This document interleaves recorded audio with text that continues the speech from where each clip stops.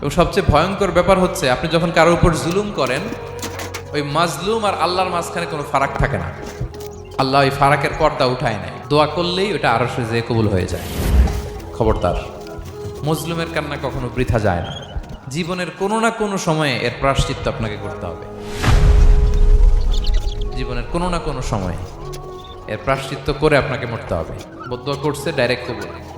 খবরদার আমার পেনাঙের ভাইয়েরা, আমরা যেন জালিম না হই। In it's any form, operation in it's any form, যেই কোনোভাবে, যেই কোনো ক্ষেত্রে, যেই কোনো ধরনের হইতে পারে জুলুম। কাউকে আপনি ছোট্ট কোনো কাজে ঠকালেন, বন্টন নীতিতে ঠকালেন, হ্যাঁ, জমি মেরে দিয়ে ঠকালেন, আমানত মেরে দিয়ে ঠকালেন, ইন ইটস এনি ফর্ম যদি জুলুম করে থাকেন, খবরদার, মজলুমের কান্না কখনো বৃথা যায় না। জুলুম শুধু আমাদের জন্যই হারাম না, আল্লাহর জন্য হারাম। আল্লাহ তাআলা বলেন হাদিসে কুদসিতে, ইয়া ইবাদি, হে আমার বান্দারা, ইন্নী হারামতু যুলমা আলা নাফসি, আমি জুলুমকে আমি আল্লাহ নিজের উপরে হারাম করেছি।